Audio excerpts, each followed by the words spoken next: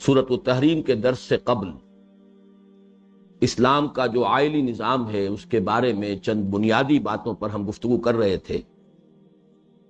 نکاح کی اہمیت، نکاح کی تاکید، انسان کا جو ایک طبعی تقاضا ہے اس کو پورا کرنے کے لیے جائز راستے کو اختیار کرنے کی طرف ترغیب، تشویق، یہ حدیث نبوی کے حوالے سے بھی سامنے آ چکی، اور آج اس کے کچھ اور پہلو بھی میں چاہوں گا کہ آپ کے سامنے آ جائیں۔ لیکن ایک اور مضمون جو بہت ہی وضاحت کے ساتھ سامنے آ چکا وہ یہ کہ معین کر دیا گیا کہ کن خواتین سے نکاح نہیں ہو سکتا۔ مشرک عورتوں سے نکاح نہیں ہو سکتا، اور تمام غیر مسلم خواتین اسی زمرے میں آئیں گی سوائے اہل کتاب یہود یا نصارہ کی خواتین کے۔ نمبر دو، جو عورت بھی چاہے وہ کنیز کی حیثیت سے، چاہے وہ بیوی کی حیثیت سے، والد کے یا اس سے بھی اوپر کسی اور رشتہ دار کے اگر نکاح میں رہی ہے یا اس کا کوئی تعلق جنسی قائم ہوا ہے تو وہ بھی محرمات ابدیہ میں سے ہے۔ اس کے بعد سورہ نساء کی ہم نے وہ طویل دونوں آیتیں پڑھ لی کہ جن میں ایک تو یہ کہ جو عورت بھی مسلمان عورت کسی مسلمان کے نکاح میں ہے وہ بھی حرام ہے، لیکن یہ حرام ابدی نہیں ہے۔ اگر شوہر وفات پا جائے یا طلاق دے دے تو عدت کے بعد اس سے نکاح ہو سکتا ہے، البتہ وہ رشتے معین کر دیے گئے کہ جو محرمات ابدیہ، ابدی ہے حرمت۔ اور یہ میں نے عرض کیا ہے کہ اس کی اہمیت اس اعتبار سے سامنے رہے کہ در حقیقت محرم کا جو تصور ہے ہمارے معاشرتی نظام میں وہ اسی پر مبنی ہے۔ اب آئیے ایک اور راستہ جو کھولا ہے شریعت نے کہ انسان پر جائز راستے سے قضائے شہوت پر قدغنے نہ رہے، وہ ایک راستہ ہے تعدد ازدواج، ایک سے زائد نکاحوں کی اجازت۔ یہ بھی اس لیے ہے کہ بہت سے حالات ایسے ہو سکتے ہیں، یا تو یہ ہے کہ لوگوں اللہ تعالیٰ نے طبائع مختلف بنائی، کچھ لوگوں کے اندر جنسی جذبہ بہت زیادہ شدید نہیں ہوتا، کچھ لوگوں میں شدید ہوتا ہے۔ پھر جیسا کہ معلوم ہے خواتین کا معاملہ یہ ہے کہ یہ جو سیکشول لائف ہے ان کی اس میں انٹرپشنز ہیں، حمل کا وقت ہوا ہے، رضاعت کا دور ہے، اسی طریقے سے ان کے ایام کا معاملہ ہے، قدغنے ہیں، رکاوٹیں ہیں۔ فرض کیجئے کسی شخص کے اندر اس کا جو داعیہ ہے شہوت کا وہ اس سے زیادہ قوی ہے، اور اسی طریقے سے ایسے حالات ہو جاتے تھے خاص طور پر پچھلے زمانے میں اور اس زمانے میں بھی ہوئے۔ اس صدی میں جو دو عظیم جنگیں ہوئی ہیں ان میں ظاہر بات ہے کہ مرد زیادہ ہلاک ہوئے ہیں، عورتیں اس کی نسبت کم ہلاک ہوئی ہیں، اور اس کے فوراً بعد یہ سوشل پرابلمز پیدا ہو جاتے ہیں کہ عورتوں کی تعداد بڑھ گئی ہے، مردوں کی تعداد کم ہے۔ ویسے بھی اگر آپ غور کریں گے تو تمدن انسانی کی ایک عجیب حقیقت ہے، جب تک تو انسان ابھی تمدن کے اعتبار سے پریمیٹیو سٹیج میں رہتا ہے، قبائلی زندگی ہے اور بڑی سخت زندگی ہے، پہاڑی علاقوں میں رہتے ہیں، جو ایمینٹیز ہیں، فیسلٹیز ہیں ظاہر جو متمدن زندگی کی وہ ابھی حاصل نہیں ہیں، تو دو نتیجے نکلتے ہیں۔ ایک تو قوم میں مردانگی کا جوہر زیادہ ہوتا ہے، مردانگی سے مراد صرف وہ معاملہ جو سیکشول ہے وہ نہیں، بلکہ یہ بھی مردانگی ہے کہ بات دے دی ہے، زبان دے دی ہے، اب بات ہمیں چاہے جان چلی جائے لیکن یہ ہے کہ اپنی بات کو پورا کرنا ہے، وعدہ کر لیا ہے اب ہر چے بادہ بات، مہمان آ گیا ہے چاہے خود بھوکے رہے مہمان کو کھانا کھلائے، یہ در حقیقت یہ مردانگی ہے، یہ اس کے شرافت اور مروت کے جو اوصاف۔ ابھی جب کہ تمدن نہیں آیا ہوتا یہ اوصاف زیادہ ہوتے ہیں، جیسے جیسے تمدن آتا ہے، شہریت آتی ہے، یہ چیزیں پھر کم ہو جاتی ہیں۔ غیرت، حمیت، وہ ابتدائی جو سٹیج ہوتی ہے تمدن کی، اس میں اگر کسی نے آپ کو کوئی گالی دے دی ہے تو اب یا آپ نہیں یا وہ نہیں، لیکن شہری زندگی میں آنے کے بعد آدمی سوچتا ہے کہ خامخواہ چلو اس نے تو جو کیا سو کیا، میں اپنے لیے اپنے بال بچوں کے لیے کوئی خامخواہ کا رزق کاہے کو لوں، اور سفید پوشی جو ہے اپنا اس کا بھرم رکھتے ہوئے انسان جو ہے وہ اپنے گھر میں داخل ہو جاتا ہے۔ یہ ساری چیزیں جو ہیں یہ در حقیقت تمدن کا ایک منطقی نتیجہ ہے۔ اس کے ساتھ ہی یہ بھی ہوتا ہے جیسے تمدن بڑھتا ہے آگے عورتوں کی تعداد بڑھتی جاتی ہے، مردوں کی گھٹتی جاتی ہے، اور اس سے بھی ایک سوشل پرابلم کی حیثیت سے ضرورت ہے تعدد ازدواج کی۔ بہرحال شریعت نے اس کا کھلا راستہ رکھا ہے۔ میں اب وہ آیت آپ کے سامنے لا رہا ہوں، یہ نہیں دوسری نکالو۔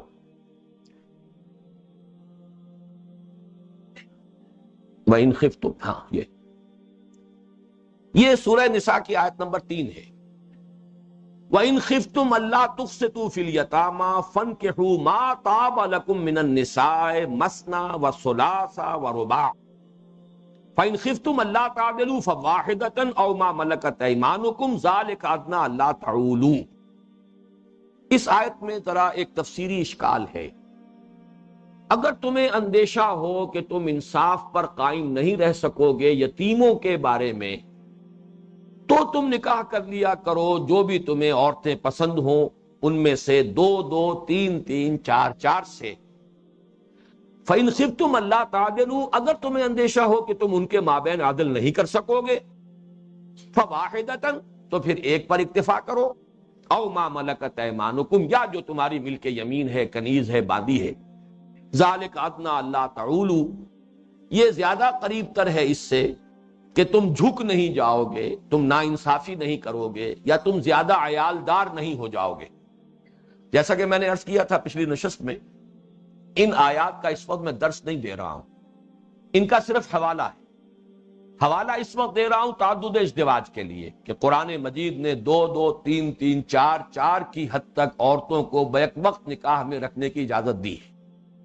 البتہ اس آیت کے شروع میں بھی ایک اشکال ہے، اس کے آخر میں بھی ایک تعویل کا اختلاف ہے۔ شروع میں یہ ہے کہ جدید دور کے کچھ لوگوں نے اس کا مفہوم یہ لیا ہے کہ اس سے مراد یہ ہے کہ اگر یتیموں کا حق ادا نہ کر سکے انسان، کسی کا فرض کیجئے بھائی فوت ہو گیا، اب اس کی بیوہ ہے، اس کے بچے ہیں، یتیموں کی حیثیت سے وہ آپ کے زیر کفالت ہیں، فرض کیجئے کہ آپ ان کے حقوق کی پوری پاسداری نہیں کر پا رہے، ان کی نگہداری نگہداشت جیسی کرنی چاہیے نہیں کر رہے، تو ایک راستہ یہ ہے کہ اس اپنی بیوہ بھابھی سے نکاح کر لیجئے، اسے بھی اپنے ہاں بیوی کی حیثیت سے لے آئیے، وہ آپ کی بیوی ہو گئی، اور یتیم بچے جو ہیں وہ اس کے ساتھ ہیں، وہ آپ کے بھتیجا بھتیجی بھی ہیں، لیکن یہ کہ اب گویا کہ آپ کے بیٹا بیٹی بھی ہو گئے، تو اس اعتبار سے ان کی زیادہ نگہداشت ہو سکے گی، ان کے حقوق کا زیادہ لحاظ رکھا جا سکے گا۔ یہ ہے آج کے دور کی ایک تفسیر، اور اس میں بھی کوئی یعنی اس اعتبار سے کوئی قباحت نہیں ہے کہ یہ بات اپنی جگہ پر صحیح ہے، اور یہ واقعتاً ہمارے معاشرے میں اس دور میں ہندوانہ اثرات اور جدید مغربی تہذیب کے اثرات کے تحت ان چیزوں کو ہم نے گویا کہ ممنوع بنا دیا ہے، حالانکہ تمدنی ضرورت ہے یہ کہ ان چیزوں کا رواج ہو اور اس طریقے سے پروٹیکشن ملے بچوں کو۔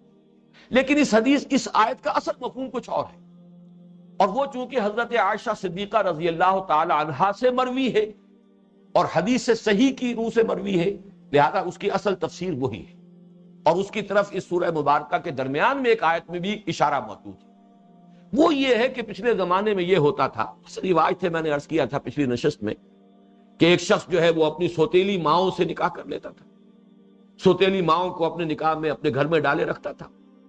اسی طریقے کا ایک رواج یہ تھا کہ فرض کیجئے کہ کسی کی کوئی دور کا کوئی رشتہ دار ہے، اور قبائلی زندگی میں تو جو یتیم ہوتے تھے وہ گویا کہ قبیلے کی پروٹیکشن میں ہوتے تھے۔ اب کوئی بچیاں بھی ہیں، جوان ہو گئی ہیں، ان کا باپ تو ہے نہیں جو ان کے حقوق کے لیے حفاظت کرنے والا ہو، تو لوگ یہ کرتے تھے کہ ایسی بچیوں سے نکاح کرتے تھے تاکہ جو مال ان کا ہے، باپ جو چھوڑ کر مرا تھا، وہ مال جو ہے وہ آپ کے گھر میں آ گیا، اور اس یتیم بچی کا چونکہ کوئی والی وارث نہیں، کوئی اس کی طرف سے بولنے والا نہیں، اس کے حقوق کو آپ پامال کرتے ہیں تو کوئی آپ سے بات پوچھ کرنے والا نہیں، لہذا ان پر ظلم ہوتا تھا اور ان کے حقوق ادا نہیں کیے جاتے۔ تو اس آیت میں یہ حکم دیا گیا ہے کہ یہ اندیشہ ہے، اس لیے تم یتیم بچیاں جو ہیں تمہارے زیر کفالت، ان سے خود نکاح نہ کرو، بلکہ اور جو عورتیں ہیں 2 2 3 3 4 4، اگر تمہیں نکاح کی حاجت ہے ہی تو تم اور دوسری عورتوں سے نکاح کر لو، 2 2 3 3 4 4۔ لیکن یہ ہے کہ اس طریقے سے یتیم بچیوں کا مال ہڑپ کرنے کے لیے، اور چونکہ ان کی طرف سے کوئی بولنے والا نہیں ہے، لہذا ان پر ظلم کرنے کے لیے ان یتیم بچیوں کو اپنے نکاح میں نہ لاؤ، بلکہ ان کے نکاح کسی اور سے کرو تاکہ ان کے حقوق کے لیے تم کھڑے ہو سکو۔ اگر کسی اور سے نکاح ہوا ہے تو ظاہر بات ہے کہ ان کے حقوق، اس یتیم بچی کے حقوق کا تو آپ محافظت کر سکیں گے، لیکن اگر آپ ہی کے نکاح میں آ گئی تو پھر اس کی طرف سے بولنے والا، اس کی حفاظت کرنے والا، حمایت کرنے والا کوئی نہیں رہے۔ بہرحال یہ میرے نزدیک یہ ہے کہ جو منصوص ہے اس کا مفہوم، اس کی یہ تشریح وہ ہے جو حضرت عائشہ صدیقہ رضی اللہ تعالی عنہا سے ایک صحیح روایت میں منقول ہے۔ ذالک ادنا اللہ تعولو کا بھی عام طور پر تو مفہوم یہی لیا گیا ہے کہ ایسا نہیں ہونا چاہیے کہ تم ناانصافی کرو، اگر تم ایسا کرو گے تو پھر ناانصافی نہیں ہوگی. لیکن ایک قرات اس کی یہ بھی ہے ذالک ادنا اللہ تعیلو، یہ قریب تر ہے اس کے کہ تم زیادہ عیال دار نہ ہو جاؤ. زیادہ نکاح کرو گے زیادہ اولاد ہوگی، اس میں زیادہ بوجھ تم پر آئے گا. اس اعتبار سے بھی اگر کوئی شخص قناعت کر سکتا ہو اور وہ اپنے ضبط نفس بھی کر سکے تو ایک بیوی پر قناعت کرنا یہ بہتر ہے. خاص طور پر عدل جو ہے وہ شرط ہے، اور عدل آسان نہیں ہے. ایک سے زیادہ بیویاں تو آپ نے کر لی، نکاح کر لیا، لیکن یہ کہ عدل ہے. ان خفتم اللہ تعدلوا فواحدہ، اگر تمہیں اندیشہ ہے کہ تم عدل نہیں کر سکو گے تو پھر ایک پر قناعت کرو. ذالک ادنا اللہ تعولوا، اور اسی میں ایک مصلحت یہ بھی ہے کہ زیادہ عیال داری نہ ہو.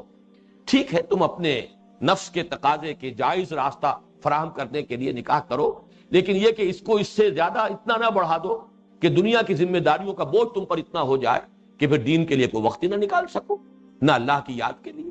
یہ دونوں مفہوم میں نے عرض کر دیے، لیکن اصل میں ہمارے اس وقت کی بحث کے اعتبار سے جو بات جس کے لیے یہ آیت جو ہے میں نے اس کا حوالہ دیا ہے وہ یہ کہ یہ بھی ایک جائز راستے کو وسیع کرنے کی صورت ہے کہ تعدد ازدواج کی اسلام میں اجازت ہے.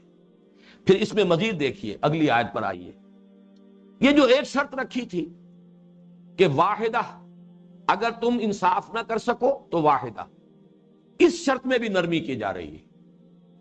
فرمایا وَلَن تَسْتَطِيعُوا أَن تَعْدِلُوا بَيْنَ النِّسَاءِ وَلَوْ حَرَصْتُمْ، اور تمہیں استطاعت ہی حاصل نہیں ہے کہ تم بیویوں میں عدل کر سکو چاہے تم کتنے ہی خواہش مند ہو.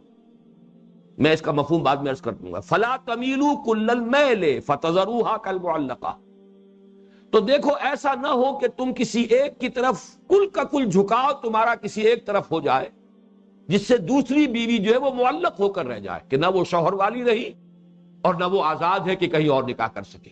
اس کو کہتے ہیں معلقہ، وہ معلق ہو کر رہ گئی. قید نکاح میں بھی ہے لیکن یہ کہ اس کا وہ جو تعلق ہے ازدواجی وہ فی الواقع موجود نہیں ہے. شوہر کی وہ رفاقت کی جو ہونی چاہیے اسے حاصل نہیں ہے، لیکن نکاح کی قید میں بھی ہے، تو نہ وہ نکاح والی ہے نہ بے نکاحی ہے، تو یہ معلق ہو کر رہ گئی. یہ مطلوب نہیں ہے. فرمایا وَإِن تُصْلِحُوا وَتَتَّقُوا فَإِنَّ اللَّهَ كَانَ غَفُورًا رَحِيمًا، اگر تم اصلاح کرو اور تقوی کی روش اختیار کرو تو یقیناً اللہ تعالیٰ جو ہے غفور الرحیم ہے. اس میں ہے کہ در حقیقت جو عدل مطلوب ہے وہ تمام مادی چیزوں میں اور جو بھی ناپی اور تولی جا سکتی ہے. نان نفقہ ایک جتنا دینا ہوگا، وقت برابر برابر ان کے ساتھ بسر کرنا ہوگا. اگرچہ نبی اکرم صلی اللہ علیہ وسلم کی ایک خاص حیثیت تھی، چونکہ آپ اپنی کسی زوجہ محترمہ کو طلاق نہیں دے سکتے تھے، اس لیے کہ وہ تو پوری امت کے لیے ماؤں کے درجے میں تھی. اب اگر آپ طلاق دے دیتے تو کسی اور سے نکاح کا تو امکان تھا ہی نہیں. وَأَزْوَاجُهُ أُمَّهَاتُهُمْ، وہ تو امہات المومنین ہے، اس کی بیویاں تمام امت کے لیے ماؤں کے درجے میں، لہذا آپ طلاق نہیں دے سکتے تھے. اس وجہ سے آپ کو اجازت دی گئی کہ اگر آپ کسی بیوی کو اپنے سے ذرا دور بھی کرنا چاہیں تو کر سکتے ہیں. لیکن حضور نے اس رعایت سے کبھی فائدہ نہیں اٹھایا، بلکہ آپ نے باریاں مقرر کی ہوئی تھی. روزانہ کا جو آپ کا ایک گشت لگتا تھا، سب سے ملاقات، حال وال پوچھ لینا، یہ بھی برابر برابر وقت، اور یہ سورہ تحریم میں زیر بحث آئے گا مضمون. اور اسی طریقے سے شب باشی کے دن مقرر ہیں، باریاں ہیں، کوئی فرق نہیں. نان نفقہ برابر. تو جو چیزیں بھی ناپ تول میں آ سکتی ہیں اس میں تو برابری لازم ہے. لیکن حضور ہی کا ایک قول موجود ہے کہ اللہ، یہاں تک میرے قلبی میلان کا تعلق ہے یہ تو میرے اختیار میں نہیں ہے، یہ تیرے اختیار میں، اس پر تو مجھے معاف فرمائیو. باقی جو چیزیں بھی ناپ تول میں آ سکتی ہیں اس میں میں انصاف کر رہا. تو یہاں یہ فرمایا گیا ہے در حقیقت جو چیز انسان کے بس میں نہیں، کسی ایک بیوی کی طرف رغبت زیادہ ہو گئی ہے، کسی دوسری کی طرف رغبت اتنی نہیں ہے، اگرچہ اس کا حق جو ہے جس درجے میں کہ وہ قانون کا تقاضا ہے، اس میں وقت کا معاملہ ہے، اس میں خرچے کا معاملہ، اس میں برابری ہو رہی ہے، پھر بھی یہ ہے کہ طبیعت کا میلان جو ہے کسی ایک طرف زیادہ ہے دوسری طرف کم ہے، اس پہ پھر پکڑ نہیں ہے. وہ فرمایا ہے کہ وَلَن تَسْتَطِيعُوا أَن تَعْدِلُوا بَيْنَ النِّسَاءِ وَلَوْ حَرَصْتُمْ فَلَا تَمِيلُوا كُلَّ الْمَيْلِ فَتَذَرُوهَا كَالْمُعَلَّقَةِ وَإِن تُصْلِحُوا، اگر اصلاح کی کوشش کرتے رہو، امپروو کرنے کی اپنی اس کیفیت کو حتی الامکان جو ہے صحیح جاری رکھو، وتتقوا، تقوی کی روش اختیار کرو، فإن اللہ غفور الرحیم۔ اب میں اس کے بعد وہ آیت آپ کو سنا رہا ہوں کہ جس سے یہ ثابت ہوتا ہے کہ یہ طلاق جو ہے کوئی ایسی شے نہیں ہے کہ جس کو بڑی سختی کے ساتھ جس کی کہ مخالفت کی جائے اور جس کو شدت سے اس کا سد باب کیا جائے۔ وَإِن يَتَفَرَّقَا، اگر وہ متفرق ہو جائیں، اگر وہ علیحدہ ہو جائیں، اگر نہیں رہی ہے کسی کی طرف رغبت بالکل، تو اب زبردستی اسے معلق کر کے رکھنا کہ وہ ہے بھی آپ کے قید نکاح میں، اور آپ سے جو کچھ ایک روش اس کو حاصل ہونی چاہیے تھی شوہر کی حیثیت سے، وہ اسے حاصل نہیں ہو رہی، تو وہ تو معلق ہو گئی۔ اس میں تو بہت سے اندیشے ہیں، بہت سے فساد کا امکان ہے۔ اس لیے فرمایا وَإِن يَتَفَرَّقَا يُغْنِ اللَّهُ كُلًّا مِّن سَعَتِهِ وَكَانَ اللَّهُ وَاسِعًا حَكِيمًا۔ اگر وہ علیحدہ ہو جائے تو اللہ سب کو غنی کر دے گا اپنی وسعت سے، اس عورت کے لیے بھی کوئی بہتر شکل پیدا کر دے گا۔ اصل میں اس میں پورا پس منظر آ رہا ہے کہ نہ طلاق اتنی بری شے ہے جتنی ہمارے ہاں سمجھ لی گئی ہے، اور وہ ہندوانہ پس منظر کی وجہ سے سمجھ لی گئی، نہ ہی بیوہ یا مطلقہ کا نکاح کوئی ایسی بری شے ہے، بلکہ یہ کہ اسلامی نظام کے اندر وہ جو معاشرت کا نظام ہے اس میں یہ ہے کہ نبھانے کی پوری کوشش کرو، حتی الامکان نباہ کرو، اس کی تاکید کی گئی۔ اس میں اگر اپنے اوپر جبر کرنا پڑتا جبر کرو، لیکن انصاف کرنا ہوگا، اس کو معلق کر کے نہیں رکھ چھوڑنا ہے کسی کو، سوائے اس کے کہ قلبی میلان میں کوئی کمی ہو جائے اس میں تو معافی ہو جائے گی، لیکن باقی ہر چیز کے اندر جو بھی ناپ تول کی چیزیں ان میں پوری برابری کرنی پڑے گی۔ اگر نہیں کر سکتے ہو، اسی درجے مجبور ہو چکے ہو اپنی طبیعت کے ہاتھوں، یا مزاج کی عدم موافقت اتنی شدید ہو چکی ہے، تو پھر یہ ہے کہ طلاق کا راستہ کھلا ہے۔ وَإِن يَتَفَرَّقَا يُغْنِ اللَّهُ كُلًّا مِّن سَعَتِهِ، اللہ تعالیٰ پر بھروسہ رکھو، اللہ اس کے لیے بھی کوئی بہتر شکل پیدا کر دے گا، تمہارے لیے بھی کوئی بہتر شکل پیدا کر دے گا۔ اللہ غنی ہے، اللہ ہی غنی کرنے والا ہے، اللہ ہی سب کا والی ہے۔ تم خامخواہ اپنے آپ کو کسی کا ذمہ دار سمجھ کر نہ بیٹھ جاؤ، جب تک خیر ہے اور جب تک کہ خیر کی توقع ہے اس بندھن کو باندھے رکھو، لیکن اگر محسوس ہو کہ اب خیر کے بجائے شر کا اندیشہ بڑھ رہا ہے تو پھر اس گرہ کو کھول دینے میں عافیت ہے۔ اس کو زبردستی باندھے رکھنا جو ہے یہ بھی 100 طرح کا فساد جو ہے معاشرے میں پیدا کرتا ہے۔ وَكَانَ اللَّهُ وَاسِعًا حَكِيمًا، اللہ تعالیٰ واسع، بڑی وسعت رکھنے والا ہے، ہر ایک کے لیے حالات بہتر پیدا فرما دے گا اپنی قدرت سے، اپنی وسعت سے، اور وہ حکمت والا ہے، اس نے جو حکم دیا ہے حکمت پر مبنی دیا ہے۔ اب اس سلسلے کی آخری آیت میں نے عرض کیا تھا کہ ایک تو نکاح کی تاکید اس حدیث نبوی کے حوالے سے جو میں آپ کو سنا چکا ہوں، حضرت عائشہ صدیقہ رضی اللہ تعالی عنہا سے جو مروی ہے، ایک ہی آیت ہے سورۃ النور کی آیت نمبر 32، وہ جو پہلے لگائی تھی وہ لے آؤ۔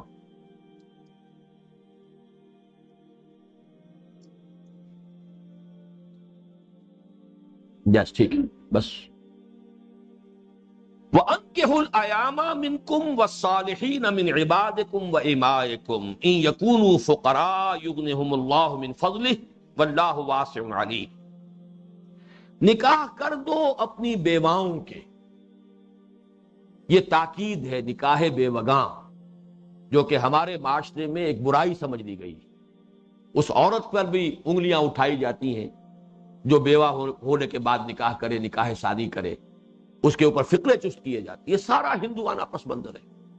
اور اس میں یہ واقعہ میں آپ کو سنا دینا چاہتا ہوں کہ شاہ اسماعیل شہید رحمت اللہ علیہ نے جب وہ اپنی ایک اصلاحی تحریک کا آغاز کیا اور نکاح بیوگاں کے سلسلے میں انہوں نے ارادہ کیا کہ وہ وعظ کہیں گے، تقریر کریں گے، لوگوں کو اس پر اس کی ترغیب دلائیں گے کہ یہ جو غیر مسلموں کے اثرات کے تحت جو ہے کوئی بیوہ ہو گئی ہے، جوان عورت ہے یا 1.5 عمر کی عورت ہے، اب یہ کہ ساری عمر وہ بیٹھی ہو، تو اس کی بجائے نکاح کرنا چاہیے۔ تو جب ارادہ کیا تو انہیں اچانک خیال آیا کہ ان کی اپنی ہمشیرہ گھر میں بیٹھی ہوئی تھی اور وہ بڑھاپے کی عمر کو پہنچ چکی تھی لیکن بیوہ تھی، تو گئے اور درخواست کی، اور بڑے حجاب کی بات ہے میرے لیے، میں آپ سے درخواست کر رہا ہوں، لیکن مجھے واعظ کہنا ہے، مجھے تقریر کرنی ہے، لوگ کہیں گے کہ اپنے گھر میں تو بیوہ بٹھا رکھی، تو خدا کے لیے میری درخواست قبول کیجئے، آپ نکاح کر لیجئے۔ انہوں نے بہرحال احتجاج بھی کیا، بڑھاپے کی عمر میں تھی لیکن کہا کہ نہیں، بہرحال نکاح ان کا کیا پہلے، پھر واعظ کہا، تاکہ جو بات کہی جائے اس سے پہلے اس پر عمل ہو اپنے گھر میں، تو اس واعظ کے اندر اثر۔ تو فرمایا وَأَنكِحُوا الْأَيَامَ مِنكُمْ وَالصَّالِحِينَ مِنْ عِبَادِكُمْ وَإِمَائِكُمْ، اسی طرح تمہارے غلاموں اور تمہاری لونڈیوں میں سے بھی جن میں صلاحیت ہے، جن میں دیکھو کہ وہ کچھ ذمہ دارانہ روش اختیار کر سکتے ہیں، ان کا بھی نکاح کر دو. ورنہ اکثر یہ سمجھا جاتا ہے شاید ان ملازموں کے اندر تو شاید شہوت ہے ہی نہیں. بڑے بڑے حادثے ہوتے ہیں اور پھر روتے ہیں بیٹھ کر. جوان ملازم گھر میں رکھے ہوئے، وہ شاید محسوس کرتے ہیں کہ شاید ان میں تو شہوت ہے نہیں، تو ملازم ہے، ان کو تو شاید کوئی اندیشہ ہی نہیں. لیکن یہ کہ ظاہر بات ہے کہ وہ ملازم ہے، فرض کیجئے جوان ہے، اس کے اندر اپنا جذبہ ہے. اس اعتبار سے کوشش کرو. یہ میں سارا جو ہے مضمون آپ کے سامنے رکھ رہا ہوں کہ یہ بات سامنے آئے کہ یہ شہوت کا جذبہ، یہ جنسی جذبہ ایک طبعی تقاضا ہے. اس تقاضے کو صحیح راستے سے پورا کرنے کے لیے کھلے مواقع فراہم کیے جائیں معاشرے کے اندر، تب جو بے راہ روی ہے اس کا سد باب ہو سکے. اگر آپ نے صحیح راستے پر قدغنیں لگا دی، نکاح کو مشکل کر دیا ہے، نہ نومن تیل ہو اور نہ رادھا ناچے، نہ وہ ساری رسومات پورا کرنے کے لیے پیسہ ہو، نہ نکاح ہو سکے، تو اب ظاہر بات ہے کہ جب ایسے ایسے قدغنیں ہوں گی تو اس کے نتیجے میں معاشرے میں بے راہ روی پیدا ہو. تو اس کے اعتبار سے وَأَنكِحُوا الْأَيَامَ مِنكُمْ وَالصَّالِحِينَ مِنْ عِبَادِكُمْ وَإِمَائِكُمْ. آپ کا غلام ہے، کوئی کنیز ہے یا آپ کی ہی کنیز ہے، ان کا نکاح کر دیجئے. اب وہ کنیز جو ہے وہ اس کی منکوحہ ہو گئی، آپ کا اس سے کوئی تعلق نہیں ہوگا. یا کسی اور کی کنیز ہے، آپ نے اپنے غلام کا نکاح اس سے کر دیا ہے اس کے آقا کی اجازت سے. بلکہ کوئی آزاد مرد بھی نکاح کر سکتا تھا، جیسے کہ ہم پہلے دیکھ چکے ہیں. تو یہ سب کچھ اس لیے ہے تاکہ وہ جائز راستہ کشادہ رہے، کھلا رہے، سہولت کے ساتھ انسان اپنے طبعی تقاضے کو پورا کر سکے. پھر لگائیے بندشیں. اب وہ زنا پر جو پھر قدغنیں لگائی گئی ہیں، یہ ہمارا دوسرا مضمون ہے انشاءاللہ. وہ تو پھر جو سورہ بنی اسرائیل کے تیسرے اور چوتھے رکوع میں جب مضمون یہ آئے گا وَلَا تَقْرَبُوا الزِّنَا، زنا کے قریب تک مت پھٹکو. یہ نہیں کہا کہ زنا مت کرو، قریب بھی مت جاؤ. وَلَا تَقْرَبُوا الزِّنَا إِنَّهُ كَانَ فَاحِشَةً وَسَاءَ سَبِيلًا. وہ مضمون جو ہے انشاءاللہ اس وقت میں بیان کروں گا. اب آئیے خاندان کے ادارے کے استحکام کے لیے دوسرا پہلو. کوئی بھی ادارہ ہو اس کا ایک سربراہ ہونا چاہیے، اس کا اختیار بالا تر ہونا چاہیے. اگر یہ نہیں ہوگا ادارے میں فساد ہو. یہ وہ چیز ہے کہ جو آپ ہر جگہ تسلیم کرتے. کسی ادارے میں آپ دو سربراہ نہیں بٹھاتے. مینیجنگ ڈائریکٹر ایک ہوگا، ڈائریکٹر 50 ہوا کرے، لیکن مینیجنگ ڈائریکٹر ایک ہوگا. کوئی بھی ادارہ ہے اس کا سربراہ ایک ہوگا. ڈپٹی ڈائریکٹر بناتے جائیے، ڈائریکٹر ایک ہوگا اوپر بیٹھا ہوا، deputy director, assistant director, joint director بناتے جائیے، ڈائریکٹر اوپر ایک ہوگا. اور یہی وہ بات ہے جس کو قرآن مجید نے توحید کی دلیل کے طور پر پیش کیا ہے کہ اگر آسمان اور زمین میں ایک سے زیادہ الہ ہوتے لفسدتا، ان دونوں میں فساد رونما ہو جاتا. ایک کی ترجیح کچھ اور ہے، دوسری کی ترجیح کچھ اور ہے. ایک کی منشا کچھ اور ہے، دوسرے کی منشا کچھ اور ہے. فساد ہوگا، ٹکراؤ ہوگا. اس کے لیے فرمایا گیا ہے مرد کی قوامیت. لیکن یہ مرد کی قوامیت ویسے بھی ایک کڑوی گولی ہے. عورت کو بھی اللہ تعالیٰ نے احساسات دیے ہیں، وہ بھی ایک انسان ہے، مکمل انسان ہے. دوسرے کی بالا دستی اور بالا تری جو ہے آسانی سے انسان قبول نہیں کرتا. اس کے لیے ذہنی اور نفسیاتی طور پر تیاری کرائی گئی ہے. یہ حکمت قرآن کا ایک بہت اہم موضوع ہے جو آج آپ کے میں سامنے رکھ رہا ہوں. آج کے دور میں خاص طور پر نظریہ مساوات مرد و زن، اس نے وہ تباہی پھیلائی ہے. اگر آپ فیملی لاز میں، آئلی قوانین میں عورت اور مرد کو بالکل برابر کر دیں گے تو خاندان کا ادارہ تباہ ہو جائے. اور یہ ہو گیا. اتنے سخت قسم کے فیملی لاز بنا دیے گئے ہیں اس برابری کے اعتبار سے اور عورتوں کے حقوق کے نام پر کہ اب یورپ میں شادی کرتے ہی نہیں لوگ. کیوں کرے شادی؟ شادی کر کے خامخواہ بندھ جانا. وی آر لیونگ ٹوگیدر، وہ ساتھ رہ رہے ہیں، بچے ہو رہے ہیں، سب کچھ ہو رہا ہے، لیکن شادی نہیں کرتے. لیکن شادی کریں گے تو قانون یہ نظر آ رہا ہے کہ اگر شوہر نے طلاق دی تو مکان سے تو فوراً باہر نکلنا ہوگا. وہ عورت کا مکان ہوگا، فوراً نکل جانا ہوگا. یہ یو کے میں یہ قانون ہے کہ وہ گھر جو ہے وہ اصل، اگر آپ کا گھر ہے، ذاتی ملکیت آپ کا ہے، وہ بیوی کا ہوگا. آپ تو فوراً نکل جائیں. اور اس کے بعد یہ ہے کہ پھر آدھا آپ کا پوری جائیداد کا آدھا حصہ یا جتنا بھی ہوگا وہ اس کو دیا جائے گا. لہذا مرد شادی نہیں کرتے. عورتیں مجبور ہیں، ان کا بھی ایک تقاضا ہے. اس تقاضے کے لیے بغیر اس شادی کے، بغیر اس نکاح کے بندھن کے لوگوں کے ساتھ رہتی. یہ سارا فساد جو معاشرے میں پیدا ہوا ہے کہ جو اصل میں طبعی اور فطری نظام ہے اس کو آپ نے اٹھا کے پھینک دیا. اور وہ ایک نعرہ ہے بڑا خوشنما، نظریہ مساوات مرد و زن، اس کی نفی قرآن نے کس کس طریقے سے کی ہے. ذرا آپ اس کو حکمت قرآن کا ایک اہم مضمون سمجھ کر، یہ 3 مقامات ہیں کہ جو آج آپ کے سامنے آئیں گے، اور اس میں بھی وہی بات نظر آئے گی کہ بلو پرنٹ جو ہے اس کی نفسیاتی تیاری کے لیے پہلی بات کہی گئی ہے سورہ بقرہ کی آیت نمبر 228 میں. اس کے بعد پھر ذرا ایک قدم آگے بڑھایا گیا سورہ نساء کی آیت نمبر 32 میں. پھر 33ویں آیت میں پھر کچھ اور مضمون لا کر پھر اصل مضمون آیا ہے آیت نمبر 34 میں. اب یہ سورہ بقرہ کی آیت نمبر 228 پڑھیے. اوپر اوپر اوپر، یہ اس میں جو اس آیت کا پہلا حصہ ہے اس میں یہ قانون بیان ہو رہا ہے کہ اگر کسی مرد نے کسی بیوی کو طلاق دے دی، شوہر نے، وہ جب تک 1 طلاق ہے یا 2 طلاقیں ہیں اس کو رجعی طلاق کہتے ہیں. اور رجعی طلاق وہ ہے کہ جس میں دوران عدت شوہر رجوع کر سکتا ہے، بیوی انکار نہیں کر سکتی. بیوی یہ نہیں کہہ سکتی کہ تم مجھے طلاق دے چکے ہو اب تو میں تمہارے ہاں نہیں بسوں گی، بلکہ اگر 1 طلاق دی ہے یا 2 طلاق، اگر 3 طلاقیں ہو چکی ہیں تو پھر رجوع کا حق ختم ہو چکا. پھر تو وہ نہ عدت میں رجوع کر سکتا ہے نہ عدت کے بعد نکاح کر سکتا ہے دوبارہ اس خاتون سے، جب تک کہ اس خاتون کا نکاح کسی اور مرد سے نہ ہو جائے ان نارمل کورس. اور پھر وہ بھی کہیں طلاق دے دے یا فوت ہو جائے اور وہ بیوہ ہو جائے خاتون، تب تو امکان ہے کہ وہ اس شوہر سے پھر دوبارہ نکاح کر سکے جس نے اسے طلاق دی تھی، ورنہ کوئی امکان نہیں. لیکن یہ طلاق مغلظ کہلاتی ہے، یہ 3 طلاقوں کے بعد معاملہ ہے. لیکن 1 طلاق یا 2 طلاق تک شکل کیا ہے کہ عدت کے دوران مرد رجوع کر سکتا ہے، چاہے عورت چاہے نہ چاہے. اور اگر عدت پوری ہو گئی ہے تب اب باہمی رضامندی سے نکاح ہو سکتا ہے. اب عورت کو بھی اختیار ہے، وہ کہہ سکتی ہے کہ میں تمہارے نکاح میں نہیں آنے کو تیار، چونکہ وہ عدت ختم ہو چکی، طلاق واقع ہو چکی. اسے کہتے ہیں بائن ہو گئی، بائن علیحدہ کر دینے والی. اب عورت علیحدہ ہے، آزاد ہے. اب وہ اپنی مرضی سے اپنی اگر چاہے گی تو دوبارہ نکاح کے لیے تیار ہوگی، ورنہ نہیں کرے گی. اگر انکار کر دے گی تو مرد مجبور نہیں کر سکتا طلاق دینے والا کہ وہ دوبارہ اس سے نکاح کرے. اب اس میں بھی چونکہ برابری نہیں ہے، عورت یہ کہہ سکتی ہے اگر برابری ہو کہ تم نے طلاق دے دی اب میں تمہارے گھر میں رہنے کو تیار نہیں. یہاں فرمایا نہیں، والمطلقات یتربصن بانفسہن 3 قروء. جن خواتین کو طلاق دے دی گئی ہو انہیں چاہیے کہ اپنے آپ کو روکے رکھیں 3 قروء تک. قروء کی تفسیر میں بھی اختلاف ہے، 3 حیض آنے تک یا 3 طہر کا. یہ معاملہ جو ہے اختلافی فقہی معاملات ان میں نہیں جانا چاہتا. 3 طہر ہو جائیں یا 3 مرتبہ ایام آ جائیں. وَلَا يَحِلُّ لَهُنَّ أَن يَكْتُمْنَ مَا خَلَقَ اللَّهُ فِي أَرْحَامِهِنَّ إِن كُنَّ يُؤْمِنَّ بِاللَّهِ وَالْيَوْمِ الْآخِرِ. اور ان کے لیے ہرگز جائز نہیں ہے کہ وہ چھپائیں اس شے کو جو اللہ نے ان کے رحموں میں پیدا کر دی ہو. اگر اس طلاق دینے والے شوہر سے کوئی حمل ہے تو چھپانا جائز نہیں ہے، بلکہ یہ اسی لیے عدت ہے کہ واضح ہو جائے.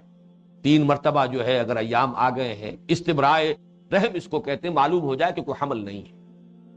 لیکن یہ کہ فرض کیجئے کوئی عورت چھپا جاتی ہے یا یہ کہ جھوٹ بول دیتی ہے تو یہ جائز نہیں ہے، حرام ہے. وَلَا يَحِلُّ لَهُنَّ أَن يَكْتُمْنَ مَا خَلَقَ اللَّهُ فِي أَرْحَامِهِنَّ إِن كُنَّ يُؤْمِنَّ بِاللَّهِ وَالْيَوْمِ الْآخِرِ وَبَعُولَتُهُنَّ أَحَقُّ بِرَدِّهِنَّ فِي ذَلِكَ إِنْ أَرَادُوا إِصْلَاحًا. اور ان کے شوہروں کو زیادہ حق حاصل ہے، اس کا اختیار حاصل ہے کہ انہیں لوٹا لیں اس مدت کے اندر اندر. یہ احق کا لفظ آیا ہے، اس کو نوٹ کیجئے. احق زیادہ حقدار، گویا کہ یہاں برابری نہیں ہے. عورت انکار نہیں کر سکتی کہ طلاق ہو چکی ہے اب میں تمہارے ہاں بسنے کو تیار نہیں ہوں. عدت کے اندر اندر شوہر کا حق ہے، اگر طلاق 1 یا 2 ہوئی ہے اس کا اختیار ہے کہ وہ چاہے تو اس کو لوٹا لے. وَبُعُولَتُهُنَّ أَحَقُّ بِرَدِّهِنَّ فِي ذَلِكَ إِنْ أَرَادُوا إِصْلَاحًا. لیکن یہ کہ یہ اخلاقی جو اس کا پہلو ہے، اگر اصلاح کی نیت سے ایسا کرے، ستانے کے لیے نہ کرے، شوہر کو بدلے لینے کے لیے، انتقام لینے کے لیے نہ مزید اپنے گھر میں رکھنے کا اس کا ارادہ ہو، بلکہ اصلاح کا. اب آیا ہے وہ ٹکڑا جو اصل میں فلسفیانہ ہے. وَلَهُنَّ مِثْلُ الَّذِي عَلَيْهِنَّ بِالْمَعْرُوفِ. اور ان کے حقوق بھی ویسے ہی ہیں جیسے کہ ان کے فرائض ہیں معروف طریقے پر.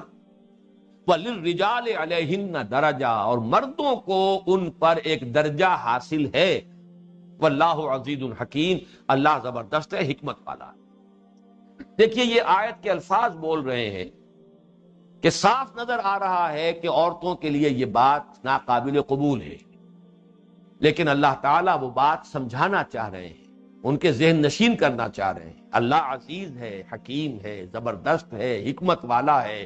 جو نظام وہ دے رہا ہے وہ حکمت پر مبنی ہے، اسی میں مصلحت ہے تمہاری بھی، شوہر کی بھی، اولاد کی بھی، پوری نوع انسانی کی، معاشرے کی. واللہ یعلم وانتم لا تعلمون، اللہ جانتا ہے تم نہیں جانتے. لیکن للرجال علیہن درجہ، ان پر ایک درجہ فوقیت کا، ایک درجہ فضیلت کا مردوں کو حاصل ہے. اس آیت کی تفسیر میں بھی ایک مغالطہ ہوا ہے، بلکہ ہمارے قدیم مفسرین اور مترجمین کو بھی ہو گیا ہے. اس کا ایک ترجمہ یہ کر دیا گیا ہے کہ ان کے بھی حقوق ویسے ہی ہیں جیسے کہ مردوں کے حقوق ہیں ان پر. گویا کہ وہ برابری ہو گئی حقوق کی. شوہر کے حقوق بیوی پر اور بیوی کے حقوق شوہر پر گویا کہ برابر ہیں. یہ لفظی طور پر اس کا امکان یہاں موجود ہے، اور یہ مغالطہ اسی لیے ہو گیا ہمارے سابق مترجمین کو کہ انہیں یہ اندازہ ہی نہیں تھا کہ یہ نظریہ مساوات مرد و زن کس شد و مد کے ساتھ 20ویں صدی میں سامنے آنا ہے. تو انہوں نے تو اس کو ایک عام سی بات سمجھا ہے. حقیقت میں جب غور کریں گے تو یہ لام اور علا کا جو استعمال ہے، لام کسی کا حق ہوتا ہے، علا اس کے اوپر جو ذمہ داری ہے. اور ویسے بھی عرف عام میں ہے کہ اختیارات جو ہیں وہ رسپانسبلٹیز کے متناسب ہوتے ہیں. جس کی جتنی زیادہ ذمہ داری اتنا آپ اس کو حق دیں گے، اس کو اختیار دیں گے. جس کی ذمہ داری کم ہے اتنے ہی اس کا حق بھی کم ہوگا، اس کا اختیار بھی کم ہوگا. تو رسپانسبلٹیز اینڈ اتھارٹی یا رائٹس، یہ دونوں ایک دوسرے کو بیلنس کرتے ہیں. تو جیسے مردوں کے فرائض ہیں ویسے ان کے حقوق ہیں، اور جیسے عورتوں کے فرائض ہیں ویسے ان کے حقوق ہیں. وَلَهُنَّ مِثْلُ الَّذِي عَلَيْهِنَّ، ان کے لیے ہے ویسا ہی جیسا کہ ان پر ہے. یعنی جو ذمہ داریاں اللہ نے ان پر ڈالی ہیں اسی کی مناسبت سے اللہ نے ان کے حقوق رکھے ہیں. ورنہ اصل بات تو یہ بتائی جا رہی ہے کہ مرد احق ہے. وَلِلرِّجَالِ عَلَيْهِنَّ درجہ، اور مردوں کو ان پر ایک درجہ فضیلت یا فوقیت کا یا اختیار کا حاصل ہے. آگے پیچھے دونوں طرف جو ہے عدم مساوات کا تذکرہ ہو رہا ہے. وَبَعُولَتُهُنَّ أَحَقُّ بِرَدِّهِنَّ فِي ذَلِكَ إِنْ أَرَادُوا إِصْلَاحًا، مرد کا حق زیادہ ہے، اختیار زیادہ ہے، وہ چاہے تو اس عدت کے اندر رجوع کر سکتا ہے. وَلِلرِّجَالِ عَلَيْهِنَّ درجہ، اور مردوں کو عورتوں پر ایک درجہ حاصل ہے. لیکن ابھی صرف یہ بات کی گئی ذہن کو تیار کرنے کے لیے تاکہ طبائع آمادہ ہو جائیں. اب آگے چلیے. سورہ نساء سورہ بقرہ میں خاصا فصل ہے زمانی اعتبار سے. سورہ بقرہ تو یوں سمجھیے کہ سن 2 میں نازل ہو گئی، سن 1 اور 2 میں. غزوہ بدر سے پہلے اکثر آیات وہ ہیں اس کی. اور یہ جو ہے یہ تو سن 6 میں سورہ نساء نازل ہو رہی ہے، اکثر آیات اس کی وہ ہیں. وَلَا تَتَمَنَّوْا مَا فَضَّلَ اللَّهُ بِهِ بَعْضَكُمْ عَلَى بَعْضٍ، اور دیکھو تمنا نہ کیا کرو اس چیز کی جس میں اللہ نے تم میں سے بعض کو بعض پر فضیلت دے دی ہو. بڑی پیاری بات ہے. بہت سی چیزیں ایسی ہیں. اب کوئی شخص یہ اسی پر جو ہے وہ پیچ و تاب کھاتا رہے، اللہ نے مجھے بدصورت کیوں بنا دیا، اس کو خوبصورت کیوں بنا دیا. کھاتے رہو پیچ تاب، حاصل کیا ہوگا؟ اس میں کوئی تبدیلی تو ہوگی نہیں. پیچ و تاب کھانے سے تم خوبصورت نہیں ہو جاؤ گے اور وہ بدصورت نہیں ہو جائے. یا فلاں کو اتنی جسمانی طاقت کیوں دے دی، صحت کیوں دے دی، مجھے کیوں لاغر بنا دیا. یا فلاں کو اتنی ذہانت کیوں دے دی اور مجھے کیوں غبی بنا دیا. تو اس کے اوپر جو اللہ نے کسی کو ایک دوسرے پر فضیلت دے دی ہے اس پر قناعت کرو. یہ گیون ہے تمہارے لیے تمہارے رب کی طرف سے، قبول کرو. وَلَا تَتَمَنَّوْا مَا فَضَّلَ اللَّهُ بَعْضَكُمْ عَلَى بَعْضٍ، مت تمنا کیا کرو اس شے کی جس کو اللہ نے فضیلت دے دی ہے، جس شے میں تم میں سے بعض کو بعض پر. دیکھیے اصول ایک بہت عمومی قاعدے کے اعتبار سے، اس لیے کہ فضیلت بہت سے اعتبارات سے ہو سکتی ہے. ایک شخص پیدا ہی ہوا ہے جھونپڑی میں، ایک شخص نسبتاً اچھے ماحول میں پیدا ہوا ہے. ویسے وہ فرق و تفاوت کے ایک گولڈن سپون لیے ہوئے پیدا ہوا ہو اور ایک جو ہے وہ ترس رہا ہو کہ اس کے حلق میں گھٹی بھی نہ ڈالی جا سکتی ہو. لیکن یہ کہ بہرحال کچھ نہ کچھ فرق و تفاوت تو رہے گا. اسلامی معاشرہ بھی ہوگا، بہترین نظام ہوگا تو کچھ نہ کچھ فرق و تفاوت تو رہے گا. اس اعتبار سے ایک عموم کو بیان کر کے اب اصل مسئلہ ہے للرجال نصیب مما اکتسبوا وللنساء نصیب مما اکتسبن، مردوں کے لیے حصہ ہے اس میں سے جو وہ کمائیں، اور عورتوں کے لیے حصہ ہے اس میں سے جو وہ کمائیں۔ یہ بھی ابھی تمہید کا مضمون ہے۔ کس اعتبار سے؟ کہ اللہ نے اگر تمہیں ایک اعتبار سے کمتر پیدا کر دیا ہے، کسی دوسرے میدان میں آگے بڑھو۔ کوئی ایک شخص ہے جو جسمانی توانائی میں تم سے آگے ہے، تو تم علم کے میدان میں اس سے آگے نکلنے کی کوشش کرو، کمپنسیٹ ہو سکتا ہے، نیکی کے کام میں آگے بڑھو، آخرت میں اپنے آپ کو اس سے بالا تر کرنے کے لیے کوشاں ہو جاؤ۔ فرمایا للرجال نصیب مما اکتسبوا وللنساء نصیب مما اکتسبن واسألوا اللہ من فضلہ ان اللہ کان بکل شیء علیما، اور اللہ سے فضل کا سوال کرتے رہو، اللہ تمہیں بھی دے، نوازے۔ کسی ایک اعتبار سے تمہیں اگر کم رکھا ہے، کسی دوسرے پہلو سے اللہ تعالیٰ تمہیں نواز دے۔ یہ ساری تمہید ہے کس مضمون کی؟ اب آ رہی ہے وہ آیت، الرجال قوامون علی النساء۔ یہ وہ بومب شل ہے جس کے لیے ذہنوں کو تیار کیا گیا۔ 3 سال پہلے، 4 سال پہلے تو وہ آیت آ چکی تھی، وَلِلرِّجَالِ عَلَيْهِنَّ دَرَجَةٌ، مردوں کو عورتوں پر ایک درجہ فوقیت کا حاصل ہے۔ ریکنسائل کر لو ذہناً اپنے آپ کو، اس کے ساتھ ریکنسائل کرو، اس کو تسلیم کرو، اس کو مان لو۔ بلکہ میں مولانا احمد علی رحمۃ اللہ علیہ کا لفظ استعمال کر رہا ہوں، اسے پکاؤ۔ 4 سال تک پکوایا ہے تب یہ مضمون آیا ہے۔ پوری طرح 4 سال یہ آیت تلاوت ہوتی رہی ہوگی، اس کو پڑھا گیا ہوگا، اس کو سمجھا گیا ہوگا، اس پر جو ہے ذہن، اس پر نفسیات جو ہے اس کا جماؤ ہو چکا ہوگا، تب یہ آیت آ رہی۔ الرجال قوامون علی النساء، مرد حاکم ہیں عورتوں پر۔ اس میں بھی جدید جو ترجمے کیے جا رہے ہیں اس میں تو بددیانتی کی جا رہی ہے، نگہبان ہیں، نگران ہیں۔ جب قامہ کے بعد علا آ جائے، قامہ الا، کسی شے کی طرف متوجہ ہونا، قامہ علا پر، کسی شے پر کھڑے ہو جانا، اس کو آپ ہلکے سے ہلکا لفظ بھی استعمال کریں تو نگرانی۔ نگرانی جو ہے وہ بالا تری کا ایک مفہوم ہوتا ہے، لیکن اصل ہے الرجال قوامون علی النساء، مرد عورتوں پر حاکم ہے۔ یہ ہے اصل میں خاندان کے استحکام کا وہ اصول۔ سربراہ جو ہے مرد ہے، عورتوں کے بارے یہ آگے ان کا کیا رویہ ہونا چاہیے۔ الرجال قوامون علی النساء بما فضل اللہ بعضهم علی بعض، یہ دیکھیں اس آیت کے ساتھ جوڑ دیا، ولا تتمنوا ما فضل اللہ به بعضکم علی بعض، مت تمنا کیا کرو اس شے کی جس میں اللہ نے تم میں سے بعض کو بعض پر فضیلت دے دی۔ اب یہاں اس کو دلیل کے طور پر استعمال کیا، الرجال قوامون علی النساء بما فضل اللہ بعضهم علی بعض وبما انفقوا من اموالهم، اور دوسرا جو ہے ان کی حاکمیت کا اور ان کا جو اختیار ہے اس کی بنیاد یہ ہے کہ وہ جو خرچ کرتے ہیں اپنے مال میں سے۔ نکاح میں تو دونوں برابر ہیں، عورت اور مرد نکاح میں شریک ہیں، لیکن مرد نے مہر دیا، عورت نے مہر وصول کیا۔ ظاہر بات ہے فرق ہو گیا نکاح کے ساتھ۔ اسلامی نکاح میں تو یہیں سے فرق واقع ہو گیا، وَبِمَا أَنفَقُوا مِنْ أَمْوَالِهِمْ، اور بسبب اس مال کے جو انہوں نے خرچ کیا۔ اور پھر نان نفقے کی ذمہ داری ہے، عورت کے اوپر معاش کی ذمہ داری نہیں ہے، مرد کے اوپر ذمہ داری ہے۔ تو ظاہر بات ہے کہ ایک تو اللہ نے جو فضیلت ان کی خلقی اعتبار سے رکھی ہے، تخلیقی اعتبار سے، ایک فضیلت یہ ہے کہ ذمہ داری جو ہے نان نفقے کی وہ مرد پر ڈالی ہے، معاشی ذمہ داری مرد پر ہے۔ تو نیک بیویوں کی روش کیا ہونی چاہیے، ایک مسلمان خاتون کی روش کیا ہونی چاہیے؟ فالصالحات قانتات، نیک بیویاں وہ ہیں جو اپنے شوہروں کی فرما بردار۔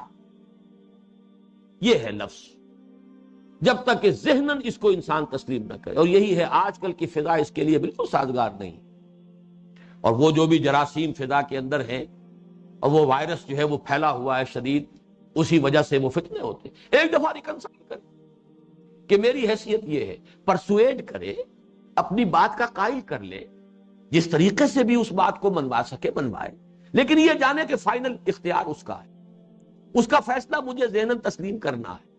فالصالحات قانتات، تو نیک بیویاں وہی ہیں کہ جو فرما بردار ہو۔ فرما برداری کی ایک لمٹ ہے، اور وہ لمٹ یہ ہے کہ لا طاعت لمخلوق فی معصیت الخالق، شوہر بھی اگر گناہ کا حکم دیتا ہے بیوی انکار کر سکتی ہے۔ جہاں اللہ کی معصیت ہو رہی ہو وہاں شوہر کی بات نہیں ماننی، وہ طلاق دیتا ہے تو دے، دفع ہو، یہ تو اس لیے کہ اللہ کا حق جو ہے وہ فائق ہے، وہاں پر پوری جو ہے بغاوت اس کا حق حاصل ہے۔ لا طاعت لمخلوق فی معصیت الخالق، جہاں معصیت خالق لازم آ رہی ہو وہاں مخلوق میں سے کسی کی اطاعت نہیں، کسے باشد، نہ والدین کی ہے اور نہ شوہر کی ہے بیوی کے لیے۔ فالصالحات قانتات حافظات للغیب بما حفظ اللہ، غیبوں کی اور رازوں کی حفاظت کرنے والیاں اس حفاظت کے طفیل جو اللہ نے کی ہے۔ یہ بھی چونکہ ظاہر بات ہے کہ بیوی سے بڑھ کر شوہر کے رازوں کی جاننے والی اور کون ہے، تو بڑا ایک سیکریٹ ٹرسٹ ہوتا ہے بیوی کے پاس، اپنے شوہر کے راز، اپنے شوہر کے نجی معاملات، ان کی حفاظت کرنا۔ اس میں یہ بھی سمجھا گیا ہے کہ عصمت جو ہے عورت کی، جس کے نکاح میں وہ آ گئی ہے، تو اب وہ اس کے پاس اس کی امانت ہے، لہذا وہ اپنے اس شوہر کی عدم موجودگی میں اپنی عصمت کی حفاظت کر رہی ہے، وہ بھی در حقیقت اپنے شوہر کا حق ہے جس کی حفاظت کر رہی ہے۔ یہ میں نے ایک مرتبہ سنا تھا، لرز گیا تھا میں، لبنان کے ایک نوجوان مجھے ملے تھے، بیروت کے رہنے والے، ویسے عباد الرحمن ایک آرگنائزیشن، بڑی عمدہ، بڑے اچھے نوجوان، اس کے آنکھوں میں آنسو آ گئے تھے کہ ہم جب صبح اپنے گھروں سے نکلتے ہیں پھر ہمیں کچھ پتہ نہیں ہوتا کہ ہماری بیویاں کیا کرتی۔ یہ معاشرہ، یہ تو اس نے کہہ دیا کھل کر، ورنہ معاشرہ تو یہ بن چکا ہے۔ آپ اندازہ کیجئے کہ کس قدر انسان جو ہے نفسیاتی طور پر اس کی کیفیت کیا ہوتی ہے، جبکہ اسے یہ اعتماد نہ ہو کہ میں جس بیوی کو گھر میں چھوڑ کر آیا ہوں وہ اپنی عصمت اور عفت کی حفاظت کرنے والی، وہ میرے ساتھ وفادار ہے۔ یہ اعتماد کتنی بڑی دولت ہے، اور جہاں یہ اعتماد نہ ہو وہ در حقیقت جہنم میں انسان زندگی گزار رہا ہوتا ہے۔ وہ کوئی گھریلو ازدواجی زندگی کی کوئی راحت اور کوئی اس میں اطمینان اور سکون، لتسکنوا الیہا جو آیا ہے، ازدواجی زندگی کا ایک اہم مقصد ہے سکون حاصل، لتسکنوا الیہا، اور وہی حاصل نہیں ہوگی۔ تو فرمایا حافظات للغیب بما حفظ اللہ واللاتی تخافون نشوزہن۔ اب دیکھیں یہ باتیں بھی آج کی تہذیب میں بڑی عجیب لگتی ہیں، بلکہ آپ میں سے بہت سے بھی چاہیں گے کہ یہ آیت تو نہ ہی اتری ہوتی تو اچھا تھا، وہ غض بصر کی کوئی نہ کوئی شکل ہو ہی جائے، کسی طریقے سے اس آیت کو اگر کھرچا جا سکے قرآن مجید سے تو شاید بہتر ہو، ورنہ آنکھیں چار کرنا مشکل ہے آج کی مہذب دنیا سے۔ واللاتی تخافون نشوزہن، اور وہ کہ جن کے بارے میں تمہیں اندیشہ ہو جائے سرکشی کا، یہاں بدکاری مراد نہیں ہے، نشوز کہتے ہیں سرکشی، کہنا ماننے کو تیار نہیں ہے، اپنی بات جو ہے وہ چلائے جا رہی ہے، جبکہ اس کا کام کیا ہے، وہ مرد کی قوامیت کو تسلیم کرے۔ الرجال قوامون علی النساء فالصالحات قانتات، اور یہاں اس مفہوم میں نشوز آیا ہے۔ واللاتی تخافون نشوزہن فعظوہن، پہلا کام تو یہ ہے کہ وعظ اور نصیحت سے درست کرنے کی کوشش کرو۔ واہجروہن فی المضاجع، دوسرا مرحلہ یہ ہے کہ ان سے تعلق جو ہے منقطع کر دو، بستر علیحدہ کر لو، انہیں بستر جو ہے ان سے دور کر دو۔ واضربوہن، اور انہیں مارو۔ یہ جسمانی سزا کا بھی اختیار دیا گیا اس نظام کو درست رکھنے کے لیے، مستحکم رکھنے، اگرچہ اس میں حدیث میں آیا ہے کہ چہرے پر نہ مارا جائے، کوئی ایسی مار نہ ہو کہ جس سے جسم پر کوئی مستقل اس کے اثرات پڑ جائیں، احتیاط کے ساتھ۔ لیکن بہرحال اللہ کا کلام ہے، یہ قرآن مجید ہے، کسی میں یہ طاقت نہیں ہے کہ ان الفاظ کو، ان حروف کو اس قرآن مجید سے کوئی کھرچ سکے۔ یہ دوسری بات ہے کہ ہمارا یقین نہ ہو اور ہم جو ہے خام خواہ محجوب اپنے اندر ہوں، لیکن یہ کہ جو نظام ہے دین کا وہ یہی ہے۔ فَإِنْ أَطَعْنَكُمْ، اب یہاں بھی دیکھیے یہ بدکاری کی بات نہیں ہے، کچھ لوگوں نے اس کو خام خواہ بدکاری کے ساتھ جو ہے وہ اس کو منسلک کر، ان اطعنکم، اگر وہ تمہاری اطاعت کرے، اصل مسئلہ اطاعت کا ہے۔ فالصالحات قانتات فإن اطعنکم فلا تبغوا علیہن سبیلا، پھر اگر وہ تمہاری اطاعت کرے تو پھر خام خواہ ان کے اوپر زیادتی کرنے کے لیے بہانے مت تلاش کرو۔ ان اللہ کان علیا کبیرا، یقیناً اللہ تعالیٰ بہت بلند و بالا ہے، بہت بڑا ہے، بزرگ و برتر ہے۔ وَإِنْ خِفْتُمْ شِقَاقَ بَيْنِهِمَا، اور اگر تمہیں اندیشہ ہو کہ یہ تو دونوں آپس میں زدم زدہ میں آ گئے ہیں، اب ان کے مابین موافقت نہیں ہو سکتی، جھگڑا ہو رہا ہے اور ہر وقت کی چخ ہے۔ شقاق کہتے ہیں جب زدم زدہ میں آ جائے، ایک ہوتا ہے وہ درجہ اختلاف کا جس میں کچھ کہنے سننے کا موقع ہوتا ہے اور اس کا امکان ہوتا ہے کہ بات سمجھائی جا سکے تو سمجھ میں آ جائے، ایک وہ ہے کہ معلوم ہوا کہ اب اڑ گئے، ضد ہے۔ وَإِنْ خِفْتُمْ شِقَاقَ بَيْنِهِمَا فَابْعَثُوا حَكَمًا مِّنْ أَهْلِهِ وَحَكَمًا مِّنْ أَهْلِهَا، تو مقرر کر دو ایک حکم اس کے خاندان میں سے، مرد کے خاندان میں سے، اور ایک حکم اس عورت کے خاندان میں سے۔